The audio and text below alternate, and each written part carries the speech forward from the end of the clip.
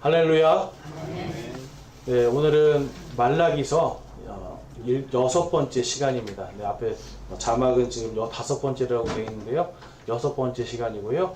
너희가 나의 보석들과 소유가 되리라 라는 제목으로 말라기서 3장 13절에서 18절까지 말씀을 함께 보도록 하겠습니다. 자, 여러분 지금 이 말라기서를 통해서 계속해서 저희가 예배에 대한 걸 보고 있습니다. 그래서 예배에 있어서 가장 중요한 게 무엇인가? 바로 우리의 마음이 중요한 거예요. 1차적으로. 그 다음에 마음만 가지고 되는 것이 아니라 실제로 이것이 우리의 삶에 드러나야 되고 또한 우리의 공적인 예배에서 드러나야 된다 라는 것을 하나님께서 계속 강조하고 계세요. 그런데 여러분 우리가 아셔야 되는 게 이 말라기서에 있는 말씀은 그냥 영적이고 추상적인 얘기가 아니에요. 실질적으로 너희가 내게 돌아오지 아니하면, 너희들의 예배가 회복되지 아니하면, 너희들의 신앙이 회복되지 아니하면 내가 너희를 심판할 것이다 라는 말씀이에요. 그래서 예수님께서 다시 오실 때도 어떤 일이 벌어지는가? 바로 이 땅에 교회들이 예배가 망가지고 무너지는 일이 생길 거라는 거예요. 여러분 유대인들을 통해서 하나님이 그거를 보여주시는 겁니다. 자, 성경에 있는 유대인들을 보아라. 그들이 왜 멸망하였는지를 보아라. 하나님의 말씀을 듣지 아니하였기 때문에. 자, 여러분 말씀을 듣는다는 건 무슨 뜻일까요? 한번 우리 말씀을 듣는다는 건 무슨 뜻일까요? 순종. 네, 좋습니다. 순종하는 거 좋습니다. 자, 그러면 순종하는 방법을 우리가 한번 생각해 볼게요. 어떻게 순종해야 되나요? 자, 우리가 어떻게 순종해야 됩니까, 여러분? 실천이요? 자, 그럼 이런 겁니다. 엄마가 아이들에게, 자, 시장에 가서 귤 5개 하고 꽃감 2개 가서 사와. 그 아이가 그걸 사러 실천하러 갑니다. 가면서 머릿속으로 생각하죠. 네, 꽃감 2개, 귤 5개, 꽃감 2개, 귤 5개 하다가 꽃감 5개, 귤 2개로 바뀌어요. 자, 그래서 삽니다. 꽃감 5개, 귤 2개를 사갖고 와요. 그래서 자, 엄마 제가 시키는 대로 실천했어요. 꽃감 5개, 귤 2개. 그 엄마는 받으면서 무슨 생각하는 거예요? 야, 이거 황당하네. 이거 어떻게 해야 되지 하는 거죠. 자, 여러분 가는 거는 실천이 맞습니다. 그런데 뭐가 문제였어요? 뭐가 문제였어요? 분명히 이렇게 하라고 정해줬는데 정한 대로 하지 않는 것. 자, 우리가요 특별히 이제 아셔야 되는 게 한국 사람들이 제일 싫어하는 게 여러분 설명서를 읽는 것을 싫어한다고 합니다. 물건을 사면 설명서를 보는 게 아니라 이거를 꼼꼼히 보는 게 아니라 설명서는 딱 덮어놔요. 일단 전원부터 킵니다. 전원부터 키고 막 가동시켜보고 막 한단 말이에요. 자, 근데 나중에 보면은 막 문제가 생겨요.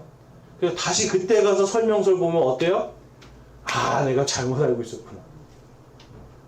자, 여러분 하나님께서도 우리에게 원하시는 게 이거예요.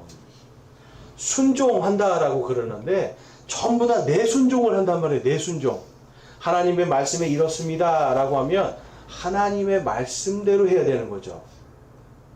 꽃감 2개를 사와야 되는데 꽃감 5개를 사오면 이거는 순종이 아니라 뭔가 잘못된 거란 말이에요. 자, 그렇다면 우리의 예배는 어떤가? 여러분 하나님께 예배 드리는데요 전부 다 내 방식대로 예배를 드리니까 하나님이 자녀들이니까 허허 웃으시면서 그냥 봐주고는 있지만 마음속으로 어떠시겠어요? 네? 여러분 자녀들이 꽃감 2개 사오라고 했는데 5개 사온 것을 보면서 느끼는 그 마음과 똑같은 겁니다. 그런데 그게 바뀌지 않고 계속돼요. 그럼 어떻게 해야 돼요, 여러분? 계속해서 똑같이 엄마가 원하는 것을 안 하고 계속 자기가 원하는 대로 하면 어떻게 합니까? 그때 가서는 반드시 이게 잘못됐다고 정확하게 얘기해주고 그걸 못하게 해야 되고 막아줘야 되고, 그리고 또 이것이 잘못되면 나중에 이 아이가 커서 학교 가서도 그렇고 회사 가서도 그렇고 계속해서 그 문제가 발생되면 결국은 모든 사람에게 피해를 주기 때문에 그때는 징계도 가해야 되는 겁니다. 여러분 우리가 하나님께 예배를 드릴 때 있어서 지금 하나님은요 오래 참고 계시는 거예요. 오래 참고. 성령님의 그 열매 중에 오래 참음이 있습니다. 그 오래 참음은요 그냥 참는 게 아니라 long suffering이라 해서 고통을 오랫동안 고통스럽게 참고 있는 걸 이야기하는 거예요. 하나님이 보실 때는 지금 우리가 예배를 자기 마음대로 드리는 이러한 모습들을 보면서 하나님은 사실 고통스러운 거예요. 특별히 이 당시에는 여러분 사람들이 얘기합니다. 우리가 어떤 점에서 하나님을 대적했습니까? 그래요. 지난주에 봤더니 하나님께서 너희가 내게 돌아와야 된다. 너희가 내 것을 강도질하였다. 이렇게 말씀을 하셨어요. 왜 그랬습니까? 사람들이 하나님의 것을 받아서 하나님께 드리는 게 아니라 전부 다 뭘 생각한 거예요? 누구 걸 준다고 생각해요? 하나님께? 내 것을. 그렇죠. 기억력이 아주 좋습니다. 내 것을 하나님께 드린다고 생각하니까 아까웠죠. 내 것을 드려야 되니까 제일 나쁜 걸 드리기 시작하죠. 여러분 그 맥락에서 지금 계속 하나님께서 말씀하시는 거예요. 하나님이 정해 놓으신 헌물이 있었단 말이에요. 예배에서도 하나님이 정해 놓으신 방식들이 있었단 말이에요. 여러분 성경에서 보면 하나님께서 집 하나도 어떻게 하나님의 성막을 어떻게 지어라 사이즈까지 다 재주세요. 하나님께서 너희가 이것을 이렇게 해야 된다면 반드시 그 치수까지 정확하게 하고요. 거기에 들어가야 되는 이런 재화들은 뭘 써야 되는가, 천은 뭘 써야 되는가, 가죽은 뭘 써야 되는가, 이런 것까지 아주 꼼꼼하게 해요. 자, 왜 그랬을까요? 왜 그랬을까요? 제가 성경을 가만히 보니까요, 하나님은요, 그분께서 원하시는 예배가 따로 있는 거예요. 그냥 네 마음대로가 아니라 내가 원하는 걸 나에게 줘라. 이 말씀이에요. 또 당시에 다른 민족들이 믿는 신들과 완전히 구별되게 하기 위해서 하나님이 그러한 것을 정해 놓으셨어요. 그러면서 또한 이것을 하나님께만 드리는 것이 아니라 너희들이 나누어 먹어라. 여러분 하나님만 즐거운 게 아니라 누구도 즐거워요. 하나님께 드린 사람들도 다 즐겁게.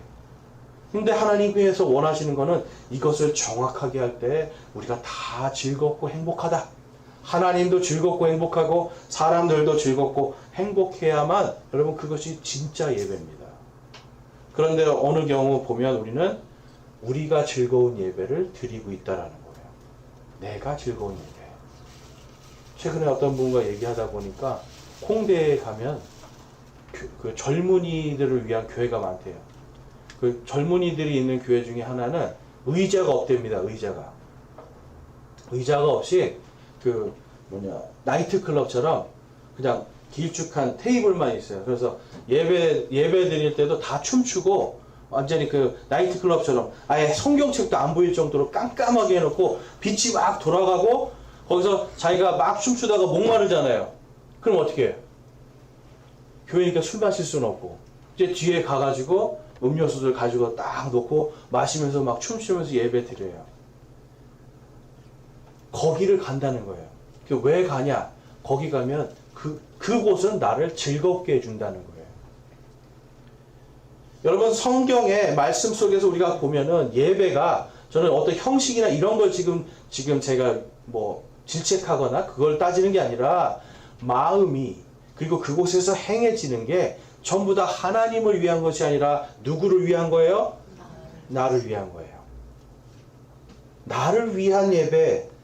여러분 잘 생각해 보세요. 예배는 누구에게 드리는 겁니까? 하나님이죠. 근데 예배의 자리에 예배에서 가장 높은 곳에 누가 있냐면 내가 있는 거예요. 우리는 그것을 교만이라고 부릅니다. 영어에 보면 교만은 프라이드라는 단어를 써요. 여러분 이 교만, 이 프라이드는 뭐냐면 높이 들리다라는 뜻이 있어요. 높이 들다. 하나님보다 더 높은 곳에 내가 앉아서 나의 기쁨과 나의 만족을 위해서 드리는 예배는 여러분 하나님이 결코 기뻐하시는 예배가 아니라는 거예요. 그래서 하나님께서는 결국은 너희들의 망가진 그 예배 때문에 내가 너희를 정말 보석과 같이 만들고 보석과 같이 만들고 내 소유로 만드는 그날이 있을 것이다 라고 말씀해요. 여러분, 보석이 만들어지려면 어떻게 해야 됩니까? 땅에서 돌을 캡니다. 그냥 이대로 쓸 수 있나요? 보석은 반드시 뭘 해야 돼요? 깎아야 되고요. 계속해서 갈아야 돼요. 반들반들해질 때까지 갈아야 돼요. 우리의 신앙이 여러분 그러한 상태가 돼야 되는 거예요. 내가 그냥 원석으로 있는 게 아니라 하나님께서 깎아주시면 그 깎이는 고통도 참아야 되고요. 하나님이 갈아주시면 그 갈리는 아픔도 참아내야 돼요. 그러면서 하나님이 원하시는 예배자로 서야 됩니다. 그러기 위해서는 나의 기쁨, 나의 만족을 위한 예배를 우리는 떠나야 돼요.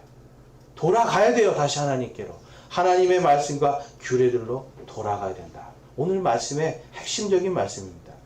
그래서 인간들이, 특히 성도들이 가장 쉽게 범하는 이 예배의 오류들, 예배의 실수들이 무엇인가, 그것을 우리가 먼저 첫 번째로 살펴보기 원하는데요. 본문 말씀에 보면 3장 13절에 주가 말하노라 너희가 완악한 말들로 나를 대적하고 이르기를 우리가 무슨 말을 그렇게 많이 하여 주를 대적하였나이까 하는도다. 너희가 이르기를 우리가 만군의 주 앞에서 그분의 규례를 지키며 애통하는 마음으로 걸은 것이 무슨 유익이요. 지금 우리는 교만한 자를 행복하다 하고 참으로 악을 행하는 자들이 세워지며 참으로 하나님을 시험하는 자들도 구출을 받았다 하였느니라. 아멘. 이게 13절은 제가 좀 줄였습니다. 이게 무슨 말이냐면요. 우리 그런 적 있지 않습니까? 하나님, 난 하나님 열심히 믿는다고 하는데 아니 왜 악한 자가 계속 잘 되는 거예요? 하나님 왜 교만한 자가 왜 계속 잘 되는 거예요? 하나님, 근데 나는 하나님 믿었더니 왜 되는 일도 하나도 없고. 그러면서 마음 생각하죠. 에이, 이럴 바엔 그냥 내가 안 믿고 말겠다. 자, 이런 생각 해보신 분. 한 번도 나는 안 해봤다 하시는 분 손 들어보세요. 나는 한 번도 안 해봤다. 다행히 아무도 없어서 설교가 진행이 될 것 같습니다. 네, 한 분 계시는데, 네, 우리가 살면서 자꾸만 생각하는 게, 악인들은 왜 이렇게 잘 되는 거야? 악인이 왜 이렇게 형통한 거야? 라고 생각하면서 하나님께 불평과 불만을 해요.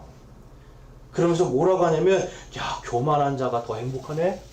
악을 행했더니 막 세워지고 막 성공하고 출세하네? 야, 하나님은 그냥 하나님을 시험했던 자들이 오히려 막 구출도 받고 잘 되네? 하나님 믿는데 왜 저기서 죽고 자꾸 나쁘게 되지? 여러분, 이런 거 우리 많이 보지 않습니까? 그런데 그 기준을 가만히 보면요. 그 기준이 결국은 다 나의 생각에서 온다는 거예요. 내가 봤을 때, 그 악인인데 막 형통하게 돼요. 그럼 내 안에 뭐가 들어와요? 그렇죠. 질투와 시기심이에요.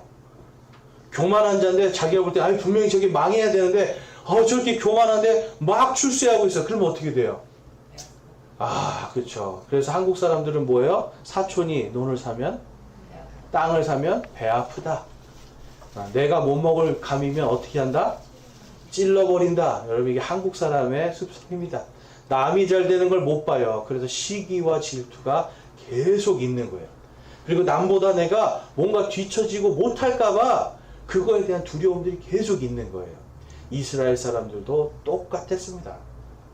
그러니까 하나님 믿는 게 무슨 유익이 있는가라고 생각해요.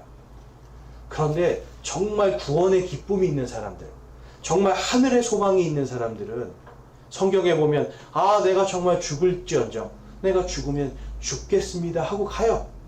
그리고 내가 하나님 때문에 손해보고 내가 하나님 때문에 정말 저 광야에서 먹지도 못하고 정말 까마귀가 갖다 주는 거 그거 얻어먹고 그냥 그 냇물 먹으면서 이렇게 있어도 나는 하나님을 버리지 않겠습니다. 여러분, 하나님을 진정으로 믿는 사람들은 나의 형편이나 상황이 나를 지배하지 못하게 해요. 예배도 똑같습니다. 나의 형편이나 상황을 보는 게 아니라 내가 구원받았음에 감사하면서 나를 구원해 주신 그 하나님께 영광과 찬양을 드리는 거예요. 왜냐하면 이 세상에서의 삶은 여러분 누구나 다 제한적이고 분명히 끝이 있기 때문에 그래요. 그렇지만 하나님은 성경에서 말씀하시는 것이 우리가 왜 예배를 드려야 하는가? 영원한 하나님의 보상이 있다라는 거예요. 영원한 하나님의 은혜가 있고 영원한 하나님의 사랑이 있기 때문에 나를 사랑하는 자들은 내 자녀로 삼어 주겠다. 나를 사랑하는 자들에게 내가 준비한 것들을, 예비한 것들을 정말 한번 쏟아붓지 아니하는가 너희가 한번 증명해 봐라 라고 하시는 분이 하나님이세요. 여러분, 우리 그리스도인들은 그래서 이 예배를 나올 때 나의 만족과 나의 예배가 아니라 하나님이 정하신 바로 그 예배를 드려야 되는 거예요. 여러분, 이 말에 동의하십니까? 네. 여러분들이 이 말에 동의하셔야 이 자리에 앉아서 제 말을 들으실 수 있는 거예요. 그래서 무엇보다도 우리 성도들이 정말로 하나님의 말씀을 잘 분별할 수 있어야 돼요. 아까 제가 말씀드린 교회는 정말 약간 극단적인 교회인데, 극단적이지 않은 교회들조차도 보면 성경에 있는 질서들을 어기게 된다는 거예요. 특별히 오늘 말씀해 보면 규례에 대해서 말씀합니다. 규례. 영어 성경에 가보면 이 규례라는 것에 지금 쓴 단어를 보면 이게 규칙과 질서와 연결이 되어 있어요. 뭐와 연결되어 있다고요, 여러분? 규칙과 질서예요. 하나님은 질서의 하나님이십니다. 규칙과 질서가 정확해야 돼요. 그래서 고린도전서에서도 교회에서 너희들이 이렇게 해라, 이렇게 해라 다 일일이 가르쳐 주시면서 뭘 말씀해요? 품위 있고 질서 있게 행하라. 그런데 많은 교회들이 품위와 질서를 잃어버리고 있습니다. 왜 그러냐면 사람들을 위하기 시작하는 거예요. 사람들을 보기 시작하는 거예요. 어떻게 하면 이 자리에 더 많은 사람을 앉혀놓을까? 어떻게 하면 더 우리 교회를 더 크게 만들어 볼까? 어떻게 하면 목사들은 그런 마음이 있어요. 어떻게 하면 내가 정말 큰 교회 많은 성도에서 내가 좀 누가 봐도 나는 좀 성공한 목사가 되고 싶다라는 욕심들이 다 있어요. 저라고 예외가 아니에요, 여러분. 그런데 그런 것들이 규칙과 하나님의 규칙과 질서에 맞지 않기 때문에 하나님의 말씀 앞에서 엎드리고 무릎 꿇을 수 있는 그러한 사람들이 돼야 된다는 거예요. 저도 그렇게 되고자 애를 씁니다. 그런데 교만하기 때문에 계속해서 올라가고 싶은 마음이 계속 생기는 거예요. 왠지 큰 교회 많은 교회 담임하는 목사님 보면 괜히 쪼그라드는 것 같기도 하고 괜히 나는 뭐 했나 싶기도 하고, 여러분 이러한 마음 사람 들어요. 근데 그럼에도 불구하고 하나님이 맡겨주신 단 한 사람이라도 이게 천하보다 귀한 한 사람을 위해서 서야 되는 하나님의 질서와 하나님의 그 규칙들 그것에 맞춰서 내려와야 되는 거예요. 그 교만에서. 여러분들도 마찬가지 아니겠습니까? 막 여기 와서 여러분 어떤 분들은 왜 통성기도 안 합니까? 왜 여기는 방언기도 안 합니까? 막 다 물어보시는 분들이 있어요. 제가 그래서 청년들한테 물어봅니다. 너희들 방언하는데 통성기도 하는데 가봤냐? 가봤습니다. 어떻느냐? 너무 무질서하고 너무 힘듭니다. 예배가 아닌 것 같습니다. 여러분 오히려 청년들 아니면 초신자들이 더 그렇게 잘 알아요. 하나님께서 정해주신 그 품위와 질서는 여러분 기도를 해도 한두 사람이 그날 하는 거예요. 그날 뭔가 방언이라는 걸 해도 여러분 통역이 없으면 하지 말아라. 그리고 방언도 때로 하는 게 아니라 한 사람씩 나와서 그것을 말하고 통역해 주어서 믿지 않는 자들이, 믿는 사람들이 아니에요. 믿지 않는 사람들이 이 말을 통해서 구원받게 해주기 위한 설교였단 말이에요. 설교를 했으니까 설교 다 끝나면 뭐 해야 돼요, 여러분? 기도하는 거잖아요. 그러니까 그 방언에 대해 이야기하다가 뒤에 기도에 대한 얘기를 해요. 근데 그게 아니라 그냥 요즘에는 여러분 그냥 시작하면서 자 예배 전에 한번 우리 30분 방언 기도하겠습니다. 방언 기도하고 시작하겠습니다. 그냥 와 밖에서 들으면 논에서 개구리 우는 것 같아요. 논에서 막 개구리가 개굴 막 맹꽁맹꽁 하는 것 같아요. 밖에서 들으면. 성경에도 써있어요. 너희가 그렇게 무질서하게 하면 믿지 아니한 자나 배우지 아니한 자가 너희들을 보고 미쳤다고 하지 않겠느냐라고 써있어요. 그러니까 어떻게 해야 됩니까? 성경의 방법대로 해야 되는 거예요. 모든 예배가요, 여러분 그냥 우리 형식대로 그냥 합시다. 물론 여러분 예배 순서 이런 거는 성경에 정해놓지 않았기 때문에 우리가 바꿀 수 있어요. 그렇지만 예배에 있어서 무엇이 중요하든가 순서조차도 어떻게 하면 하나님께 내 예배가 아니라 하나님의 예배를 드릴 수 있는가, 이거를 우리가 고민하면서 만들고 이거를 고민하면서 하나님께 드린단 말이에요. 찬양받는 위치에 내가 앉아 있으면 그게 바로 교만이에요.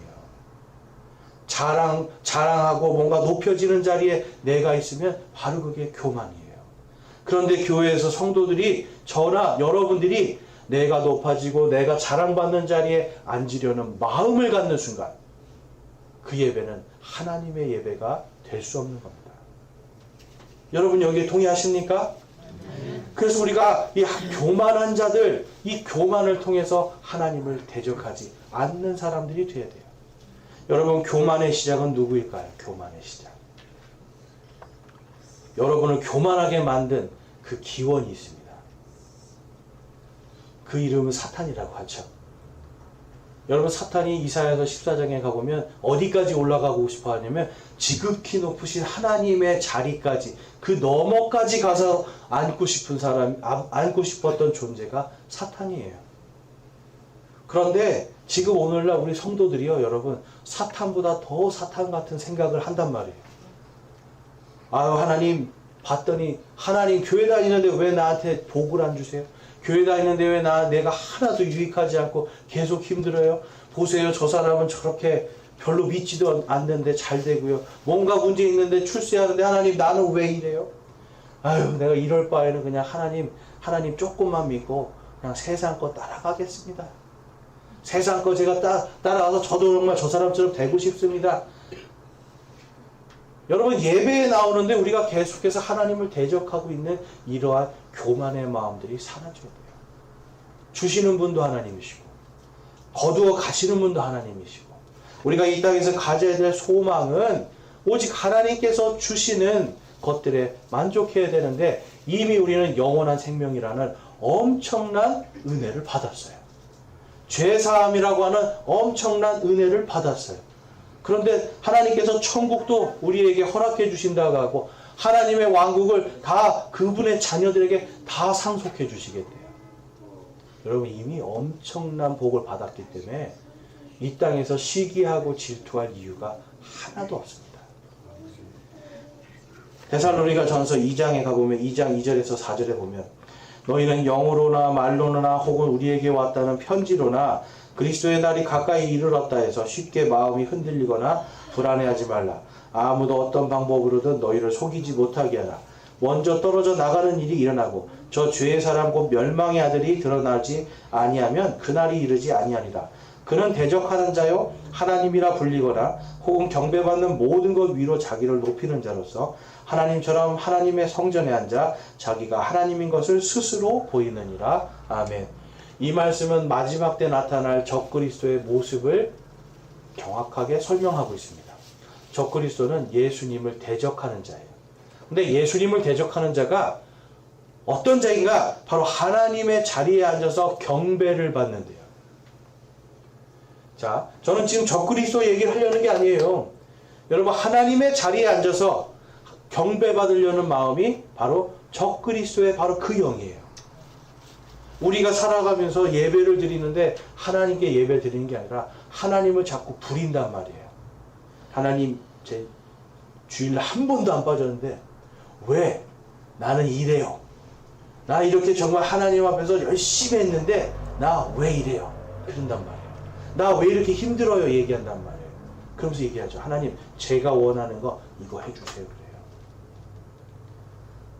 그럼 여러분 이때부터 뭐가 되냐면 하나님께 드리는 예배가 아니라 하나님을 내 밑으로 내려놓고 하나님을 부리기 시작한단 말이에요. 여러분 이 세상의 우상은요 전부 다 사람이 부릴 수 있는 것들입니다. 전부 다 사람이 부릴 수 있는 것들이에요. 이번에 일본에 가서 제가 천만궁이라는 곳을 가봤습니다. 천만궁이 뭐냐면 공부의 신이 있는 곳이에요. 공부의 신. 거기 갔더니 세상에서 공부로 성공하고 싶은 온갖 일본 사람들 다 와서 거기서 뭐냐면 연필을 사가요. 연필 쓰지도 않으면서 이 연필을 사가서 이게 하나의 신이 되는 거예요. 같이 갔다 우리 형제님이 말씀하시더라고요. 그 앞에 선배들이 연필 사갔는데 대학도 떨어지고 안 된 거 봤을 텐데 저거 왜 사는 거야? 그러시더라고요. 근데 진짜 맞잖아요. 그 연필 사간 사람이 다 대학 가고 다 성공했다고 생각해 보세요. 그 좀 이상하죠. 이 시대에 맞지 않는 이야기죠. 천국에서나 가능할 수 있을 거예요. 근데 사람들은 그걸 보면서도 그걸 봤음에도 불구하고 그 연필을 사서 뭘 하는 거예요? 내가 이렇게 연필을 그 옆에 보니까 또 기도하기 위해서 돈을 내요. 그러니까 내가 돈 낸 만큼 기도응답 받는다라고 생각하는 거예요. 그래서 기도해 주는 사람이 있고요. 기도받기 위해서 돈을 내요. 뭐 예를 들어서 공부, 대학 입학 얼마, 취직 얼마, 뭐 좋은 뭐 얼마 정해져 있어요. 가격이. 근데 사람들이 거기 줄을 쫙 서가지고 돈 내면서 그걸 사요. 여러분 누군가가 교회에서 여러분 돈 낼 테니 기도해 주십시오. 내가 지금 이번에 합격해야 되니까 돈 낼 테니 기도해 주십시오. 그랬는데 제가 만약에 합격 기원은 100만 원이고요. 취직은 200만 원입니다. 그 여러분 된다고 하면 어떻게 하실 거예요? 된다고 하면 줄을 쫙 서지 않겠습니까, 여러분? 네. 근데 하나님은 그걸 말씀하시잖아요. 그건 너무나 여러분이 생각해도 유치하지 않습니까? 하나님 그걸 말씀하시지 않아요. 돼도 은혜고 안 돼도 은혜다. 하나님의 입장에서는 지금 그게 중요한 게 아니에요. 지금 이 땅에서 짧게 사는 이 제한된 이 삶이 중요한 것이 아니라 하나님의 원하시는 것은 나중에 너희들에게 내가 정말 지금 준비한 이 모든 걸 다 주고 싶어. 이 땅에서 우리가 감히 상상할 수도 없는 것을 다 주고 싶어. 그러니까 어떻게 살아라? 나를 대적하지 말고 정말 영과 진리로 예배하는 자들로, 나를 위한 예배자들로 살아라 라고 말씀하는 겁니다. 그런데 하나님이 아니라 자신을 높이고 자신을 심지어는 하나님마저도 나를 경배하게끔 만들고 하나님마저도 내가 부릴 수 있다라고 생각하는 이러한 적그리스도의 마음들을 우리는 거두어 버려야 돼요. 그렇지 않으면 진짜 예배를 드릴 수가 없는 겁니다. 고린도후서 11장 3절에서 4절을 보면 그러나 우리 3절과 4절인데요. 같이 한번 읽어보겠습니다. 시작. 그러나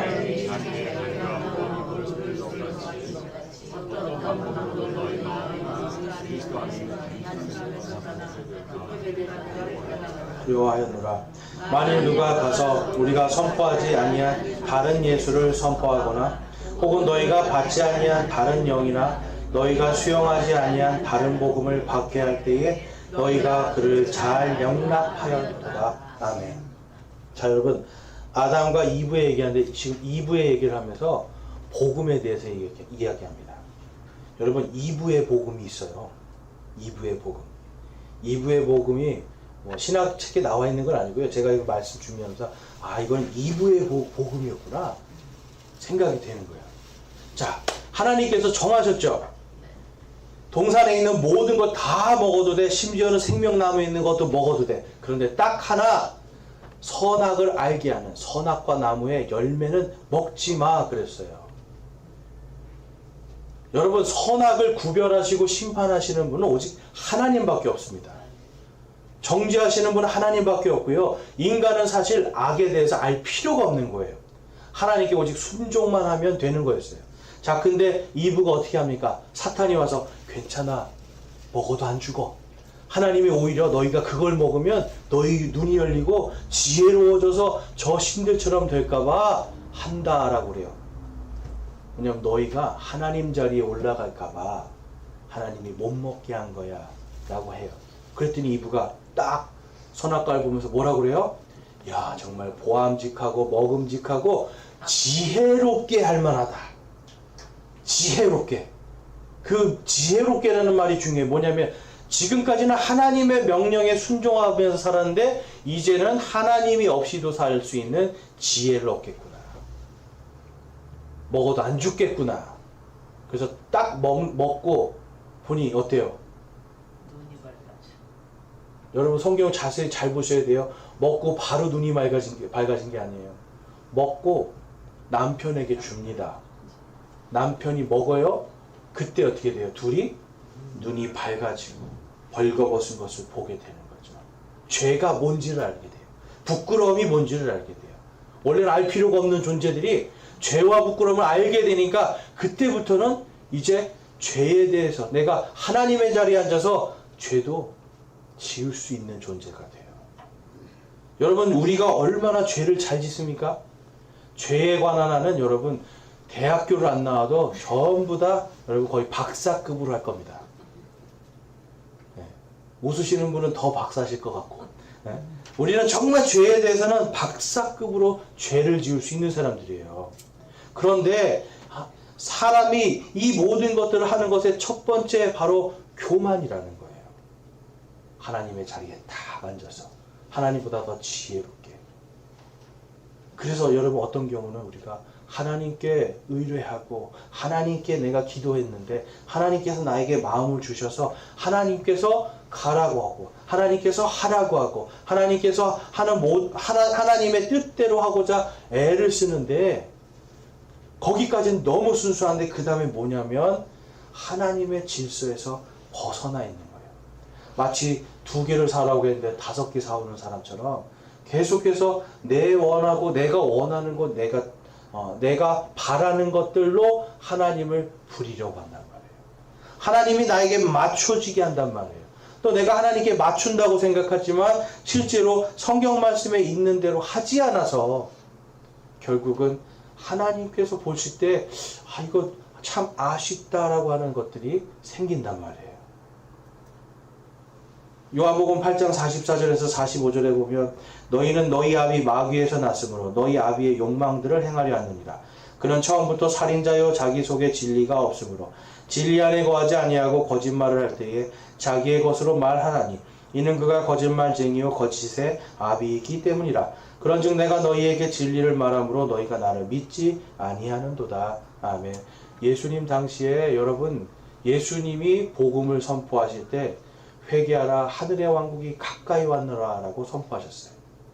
그 회개는 무슨 회개냐면 당시의 바리새인들과 이 유대인들이 전부 다 하나님의 이 질서와 하나님의 명령들에서 벗어나 있었거든요. 사실 예수님은요 성경대로 성경적으로 하라고 돌아오라고 말씀을 하신 거예요. 왜냐? 이제 곧 심판의 때가 다가오기 때문에. 심판의 때에 여러분 오늘 심판받을지 내일 심판받을지 우리가 아무도 모르는데 그 심판이 내일 닥치게 됐을 때 우리가 주님 앞에 서서 어떻게 이야기를 하겠습니까? 주님 앞에 서서 우리가 무엇을 했다라고 이야기하겠습니까? 여러분?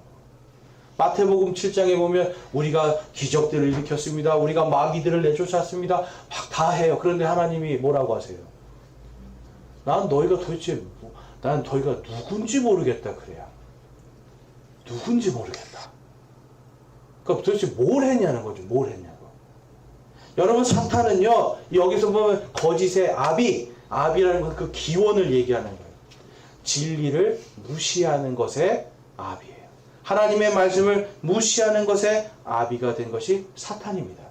우리가 예배를 드릴 때 정말 하나님의 말씀에 그 진리에 우리가 거기에 깎이고 갈려져서 하나님이 원하시는 보석들이 돼야 돼요.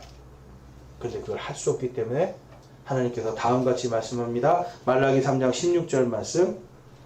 그때 주를 두려워한 자들이 서로 자주 말하매 주께서 귀를 기울여 그것을 들으시고 주를 두려워한 자들과 자신의 이름을 생각한 자들을 위하여 자기 앞에서 기념책을 기록하셨느니라. 아멘. 뭘 기록하셨대요?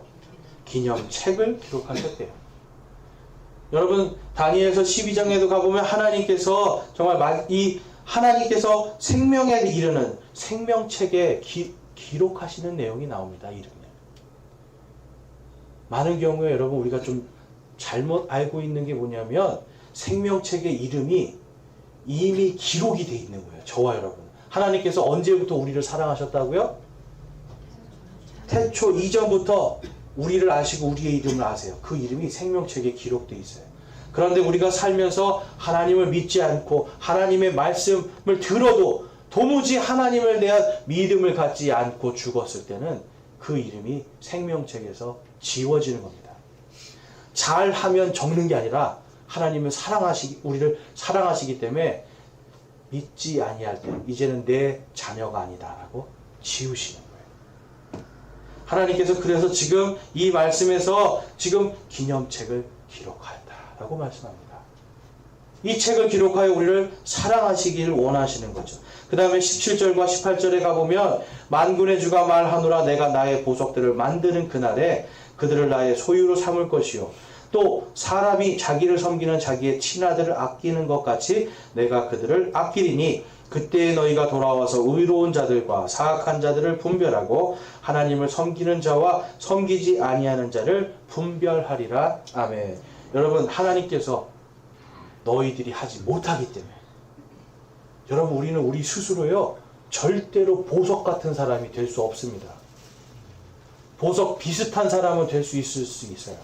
그러나 하나님이 없이는 절대로 보석처럼 될 수 없어요. 왜냐하면 우리의 가지고 있는 탐욕의 아비 마귀, 거짓의 아비 마귀, 우리 안에 이 거짓과 탐욕이 계속해서 성장하고 있기 때문에 여러분, 어린아이들보다 여러분과 저의 탐욕이 더 크지 않겠습니까? 세상에 좋은 것들 보고 더 뛰어난 것들을 보면 볼수록 사람은 탐욕이 계속해서 늘어나게 돼 있어요. 그러니까 여러분, 우리는 절대로 우리 스스로 보석이 될 수 없는 사람들이에요. 여러분과 제가 이거를 깨달아야 돼요. 그러면 그 보석이 되는 날이 언제인가? 내가 나의 보석을 만드는 그 날이 임해야 된다는 거예요.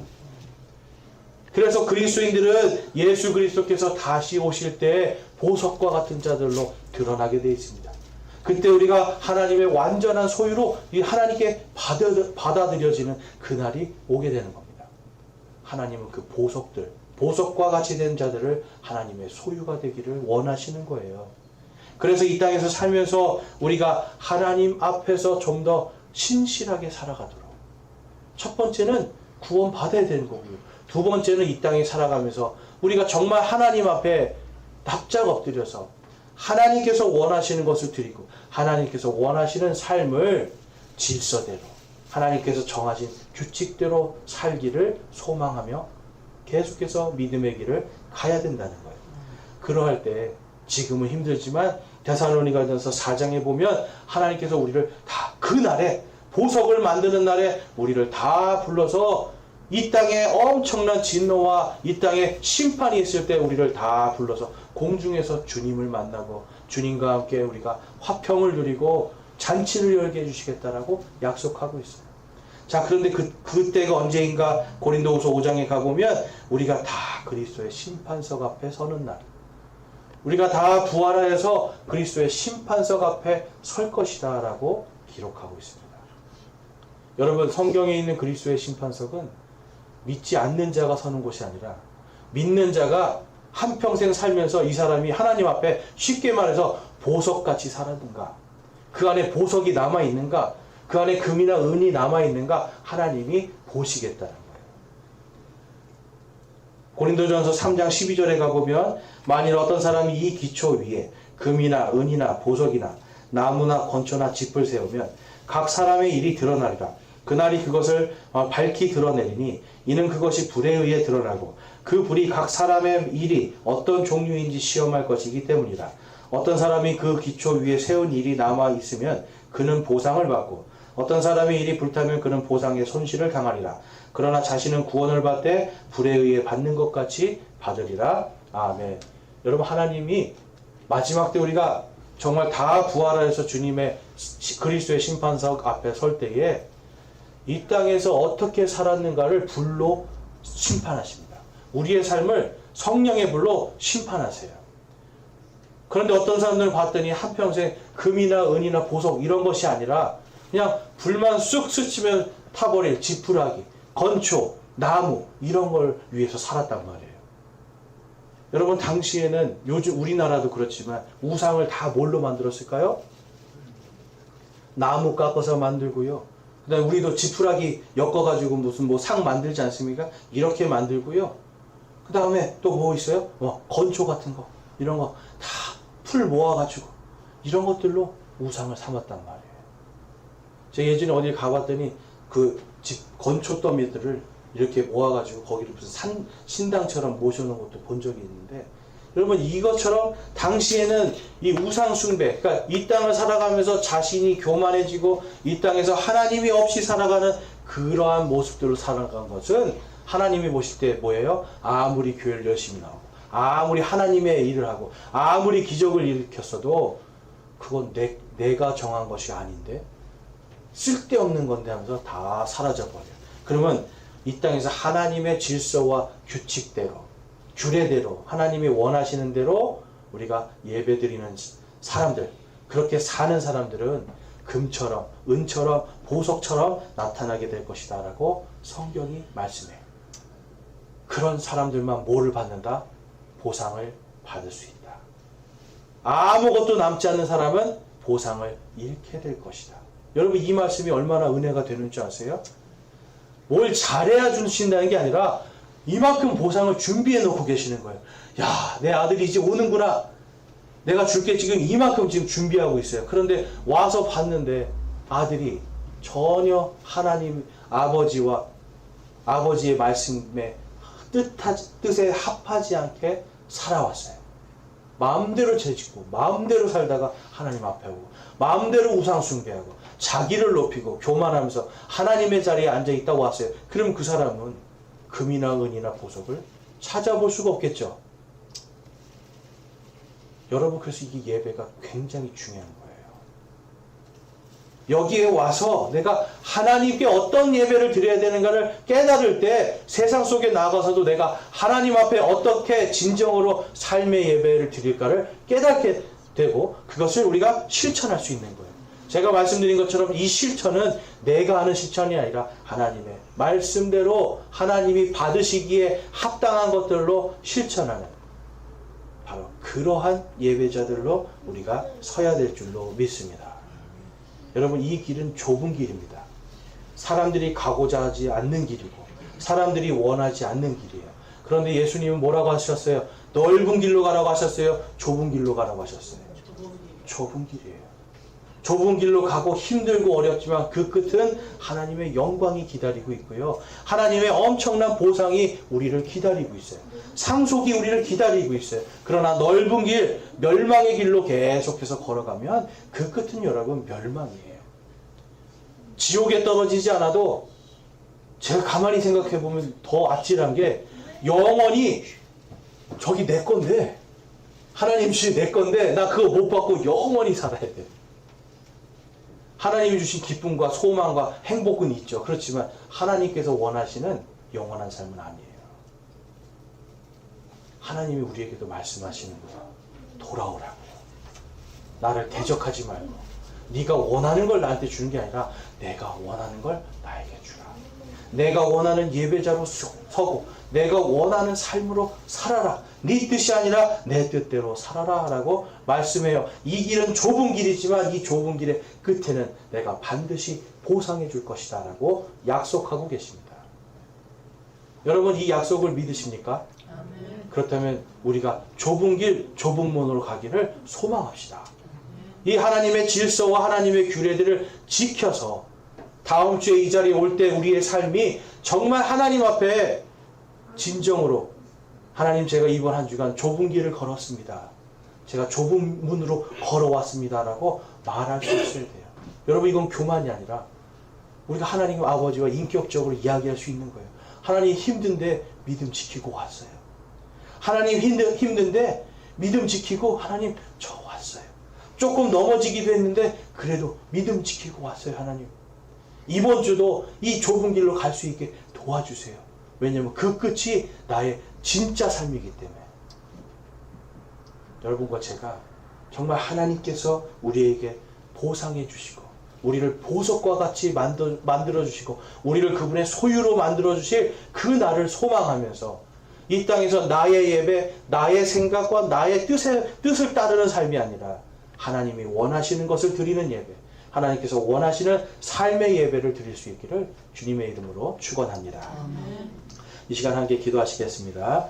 우리 기도하실 때 나의 예배는 어떤 예배인가 한번 우리가 돌아보면서 여러분 한번 우리가 하나님 앞에 회개하기 원합니다. 나는 나의 것을 하나님께 드리고자 하는가?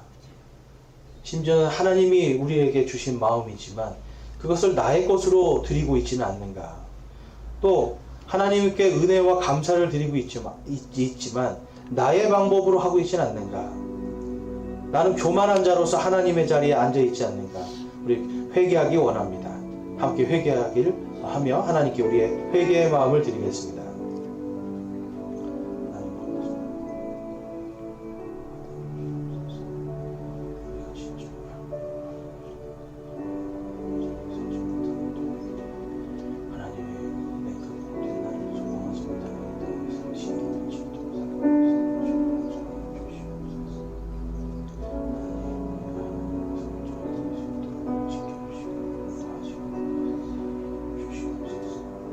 오늘 말씀을 통해서 회개합니다. 제가 저의 예배를 하나님께 드렸습니다. 저의 삶으로 살았고 하나님의 뜻을 전혀 생각하지 않는 정말 가짜 또한 헛된 예배자, 헛된 인생을 살았습니다 라고 회개하시는 분들이 있으면 손을 들어 하나님께 마음을 드리겠습니다. 제가 하나님 없이 헛된 삶을 살았습니다 하시는 분들 손을 들어 회개의 마음을 드리겠습니다. 그리고 내가 이제는 정말 헛된 예배자, 헛된 인생을 사는 것이 아니라 하나님 앞에 정말 보석으로 드러날 수 있는 보석과 같은 또한 금과 은 같은 그러한 믿음의 사람으로 설 수 있기를 소망합니다 하시는 분도 손을 들어 하나님께 마음을 드리겠습니다. 감사합니다. 손 내려주시고요. 저와 여러분이 진정으로 하나님을 믿는다 하지만 헛된 예배자로 서지 않고 이번 한 주간도 하나님의 것을 하나님께 온전히 드리는 진정한 믿음의 사람들로 거듭나는 좁은 문 좁은 길로 가는 주님의 참다운 자녀들로 살아가고 성장할 수 있기를 주님의 이름으로 축원합니다.